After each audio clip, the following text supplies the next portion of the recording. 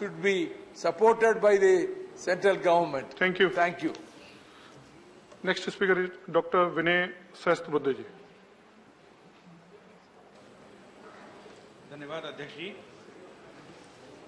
अध्यक्ष महोदय, हम लगभग शताब्दी के बाद इस देश को जिस त्रासदी ने घेर लिया है उस कोरोना के संकट की चर्चा कर रहे हैं, और मैं यहां पर एक सांसद के नाते तो बात कर ही रहा हूं, मगर कोरोना यूनिवर्सिटी के फर्स्ट बैच के ग्रेजुएट के नाते भी काम कर रहा हूं, क्योंकि हमें भी कोरोना का अनुभव हुआ था और दूसरी बैच को बड़े कठिन प्रश्न पत्र थे, तुलना में हमें थोड़ा आसान था प्रश्न पत्र। मगर मैं सुन रहा था सभी मान्यवर सदस्यों के भाषणों को, और इक्का दुक्का अपवाद अगर छोड़े तो सभी ने हमारे स्वास्थ्य कर्मियों, डॉक्टरों, नर्सों, पुलिस और हमारे स्वच्छता कर्मियों के प्रति अपना सम्मान प्रकट करते हुए, कृतज्ञता व्यक्त करते हुए अपने भाषण को या तो प्रारंभ किया या भाषण की समाप्ति के समय उनके प्रति आभार व्यक्त किया। और मुझे खुशी है कि उन्होंने सभी ने इनके प्रति इस सदन की जो भावना है, देश की जो भावना है, उसको अभिव्यक्त किया। मगर मैं समझ नहीं पाता था कि इसी तरीके का एक सिंबॉलिज्म, इसी तरीके की एक प्रतीकात्मकता का एक स्वर आलापते हुए माननीय प्रधानमंत्री जी ने प्रथम चरण में, जब ये कोरोना की त्रासदी का पहला कहर हमने देखा था, तब थाली नाद या तालियां बजाते हुए या दीप जलाते हुए हमारे इन्हीं स्वास्थ्य कर्मियों के प्रति कृतज्ञता का इजहार करने का, उसको अभिव्यक्त करने का एक अपील लोगों को किया, और उस अपील की आलोचना कर रहे लोग और यहां पर अपनी कृतज्ञता की भावना व्यक्त कर रहे। मतलब मुझे कई बार समझ में नहीं आता कि प्रधानमंत्री जो भी करे इनको आपत्ति है, प्रधानमंत्री यहां आकर बोले आपत्ति है, न आए और न बोले आपत्ति है, प्रधानमंत्री लॉकडाउन लगाए आपत्ति है, लॉकडाउन न लगाए तो क्यों नहीं लगाते ये बोलते हैं आपत्ति है। तो मैं मानता हूं कि अध्यक्ष महोदय कि कई बार ये जो कोरोना की वैक्सीन है उसकी चर्चा हम करते हैं, करनी भी चाहिए, मैं भी बोलूंगा, मगर ये जो आइडियोलॉजिकल जॉन्डिस हुआ है इसके प्रति वैक्सीन कब आएगी मुझे समझ में नहीं आता। ये आइडियोलॉजिकल जॉन्डिस से आप कृपया बाहर आइए। और मैं माननीय श्री शरद पवार जी यहां पर उपस्थित है, मैं धन्यवाद देना चाहूंगा कि जब प्रधानमंत्री ने ताली और थाली बजाते हुए कृतज्ञता का अपील किया था, तब पवार साहब और उनकी बेटी ने अपने घर के अहाते में आकर तालियां थालियां बजाई थी। आज पवार साहब यहां पर ससम्मान बैठे हैं, आगे में हमारे खड़गे साहब है, पीछे संजय राउत थे, अभी संजय राउत नहीं है, पता नहीं वो कब जाएंगे, मगर जो भी है, तो इनके बीच में रहते हुए भी पवार साहब ने एक समझदारी और सूझबूझ का परिचय दिया और प्रधानमंत्री के अपील को माना। मैं धन्यवाद देना चाहूंगा, क्योंकि जनता ने माना, पूरे देश ने माना, हर किसी नागरिक ने माना, हर भारतीय ने माना कि हमने इस कृतज्ञता को अभिव्यक्त करना चाहिए। और इसलिए मैं मानता हूं कि ये जो आइडियोलॉजिकल जॉन्डिस है, ये जो पर्सनल प्रेजुडिस है, इससे जब तक आप बाहर नहीं आओगे, चीजों को सही रूप से आप देख नहीं पाओगे। मैं आपको अनुरोध करूंगा कि थोड़ा अंदर जाके देखिए और इस संदर्भ में सोचिए। आदरणीय श्री राम गोपाल यादव जी का भाषण में बड़े उत्सुकता से सुन रहा था। वो इस संसद की जो स्वास्थ्य संबंधी संसदीय स्थायी समिति है उसके अध्यक्ष हैं, बड़े अनुभवी और डॉक्टर राम मनोहर लोहिया जी के विचारों से प्रेरित ऐसे नेताओं में से एक है। मगर कई बार लगता है कि प्रोफेसर राम गोपाल यादव साहब जो हमें बताते हैं वो थोड़ा अपने दल के नेताओं को भी बताए। वो तो मोदी वैक्सीन नहीं लेंगे कह रहे थे। अरे जरूर, ये मोदी वैक्सीन ले न ले, कोरोना की वैक्सीन ले न ले, ये तो आपके स्वाधीनता का विषय, हम तो केवल अपील कर सकते हैं। ये कोई इमरजेंसी के काल जैसा वो कैंपेन नहीं है नसबंदी वाला कि हर किसी को नसबंदी करनी पड़ेगी, ऐसा तो नहीं है, हमने आपके ऊपर छोड़ दिया है। मगर कृपया इस पर्सनल प्रेजुडिस और ये जो आइडियोलॉजिकल जॉन्डिस है इसके प्रति आप, मैं मानता हूं कि थोड़ा दलगत राजनीति से ऊपर उठकर इस त्रासदी के बारे में सोचे, विश्लेषण करे और जो प्रधानमंत्री एक देश नायक के रूप में कह रहे हैं उसका स्वीकार करे, अनुरोध करे। आदरणीय अध्यक्ष जी, मैं ये कहना चाहता हूं कि बहुत सारी चर्चा यहां हुई, आंकड़ों का भी विषय आया और कई लोगों के भाषण में सुनता हूं सामने वाले, तब तो लगता है कि शेक्सपियर ने जो कहा था कि ये विश्व एक रंगभूमि है, उन्होंने बहुत ही गंभीरता से लिया है। इतने नाटकीय भाषण करते रहते लोग, बिंदु कम होते हैं, नाटक ज्यादा होता है। मगर जो भी है, आदत के मजबूर हैं। मगर मैं केवल एक बिंदु ज्यादा आग्रह से सदन के सामने रखना चाहता हूं कि पूरे जनतांत्रिक तरीके से हमने इस त्रासदी का सामना किया है।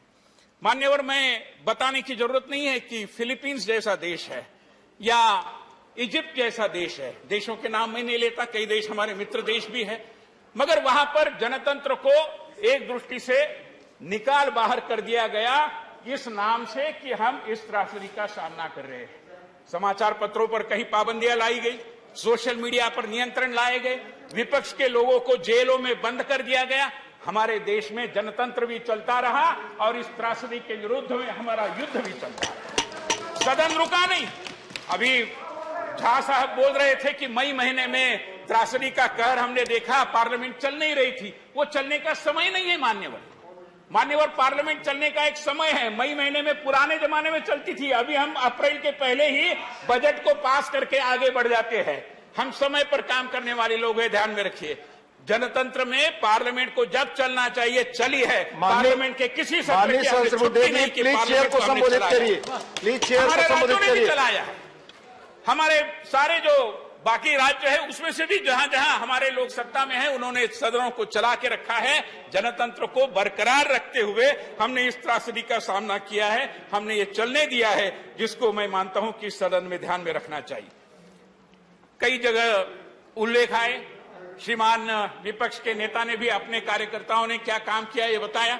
अगर मैं ये काम करने लगूं तो घंटा लगेगा कि भारतीय जनता पार्टी ने कैसे और सेवा ही संगठन के नाम से दूर दूर दराज क्षेत्रों में जाकर भी जनता की सेवा की, मरीजों के लिए दवाइयां पहुंचाई, मरीजों के लिए आवश्यक सामान जुटाए, जहां पर हमारे जो माइग्रेंट लेबरर्स थे उनके लिए भी सहयोग किया। और ये हमारा दायित्व मानते हैं, इसमें कोई गर्व करने की बात नहीं है, ये हमारा दायित्व है।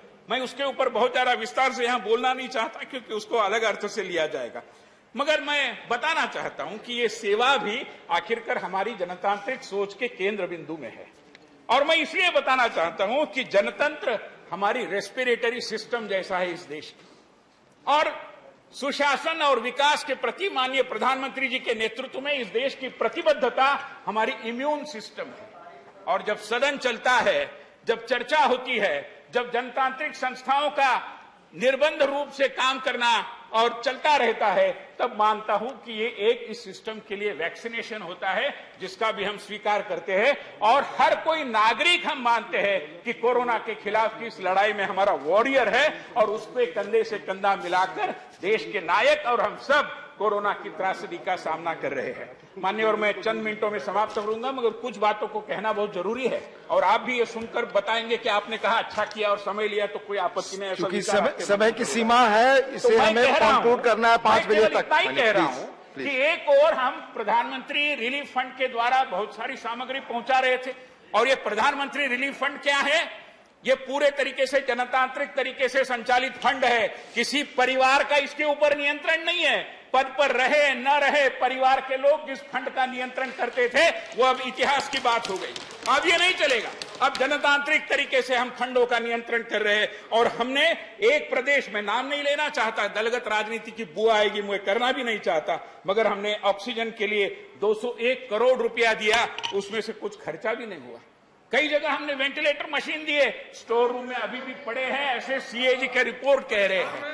तो मैं मानता हूं, मैं प्रदेश का नाम नहीं लेना चाहता, लोगों को पीड़ा होगी, उनकी पीड़ा में मैं और बढ़ोतरी नहीं। माननीय सहस्त्रबुद्धे जी कंक्लूड करें, प्लीज कंक्लूड करें, कंक्लूड करें। वैक्सीनेशन की चर्चा हो रही है, तब मैं आपको ये कहना चाहता हूं, सदन के माध्यम से पूरे देश को बताना चाहता हूं, प्लीज कंक्लूड। संख्या के आधार पर, रोगी संख्या के आधार पर, और कितने वैक्सीन का आप तत्परता से उपयोग कर रहे हैं, इसके बारे में प्रदेशों की एफिशिएंसी के आधार पर हम ये काम कर रहे हैं। और वैक्सीनेशन का 100% जो लक्ष्य हमने रखा है उसको हम पूरा करेंगे। विकेंद्रीकरण और फेडरलिज्म, ये हमारे मार्गदर्शक रहे हैं। धन्यवाद। मिलाकर मैं गीता के अध्याय से समापन करूंगा, और गीता के अध्याय में जैसे कहा है कि धन्यवाद करणम च पृथक विदम विविधश्च पृथक चेष्टा दैव चैवात्र पंचम। धन्यवाद। अंतिम बात है, धन्यवाद। एक जमाना था कि डेस्टिनी और डायनेस्टी में ही विश्वास धन्यवाद करने माननीय वाले सहस्त्र लोग बुद्धे जी, थे। मैं दूसरे अभी स्पीकर को इतिहास की बुलाऊंगा। बात बन गई। प्लीज, मैं मानता हूं कि प्लीज देश conclude। अब अपने पुरुषार्थ का परिचय देते हुए कोरोना की त्रासदी का धन्यवाद। एकजुट होकर मुकाबला कर रहा है। धन्यवाद। आइए पूरे जनता जनार्दन का धन्यवाद। अभिवादन करें। धन्यवाद। अभिनंदन करें। Honourable Shri Binoy Viswam ji, honourable Binoy Viswam ji, please conclude. विकेंद्रीकरण Please और conclude। फेडरलिज्म ये हमारे मार्गदर्शक धन्यवाद। रहे हैं। धन्यवाद। कुल मिलाकर मैं गीता के धन्यवाद। अध्याय से समापन करूंगा। धन्यवाद। और गीता के अध्याय में जैसे कहा है कि अधिष्ठान धन्यवाद। तथा धन्यवाद। कर्ता, करणम च पृथक विदम धन्यवाद। विविधश्च पृथक चेष्टा दैव चैवात्र पंचम। धन्यवाद। दैव धन्यवाद। अंतिम बात है। धन्यवाद। एक जमाना था कि डेस्टिनी और डायनेस्टी में ही विश्वास धन्यवाद करने माननीय वाले सहस्त्र लोग बुद्धे थे। जी, मैं दूसरे अभी स्पीकर इतिहास को की बात बुलाऊंगा। बन गई। प्लीज, मैं मानता हूं कि प्लीज देश conclude। अब अपने पुरुषार्थ का परिचय देते हुए कोरोना की त्रासदी का धन्यवाद। एकजुट होकर मुकाबला कर रहा है। धन्यवाद। आइए पूरे जनता जनार्दन का धन्यवाद। अभिवादन करें। धन्यवाद। अभिनंदन करें। Honourable Shri Binoy Viswam ji, honourable Binoy Viswam ji, please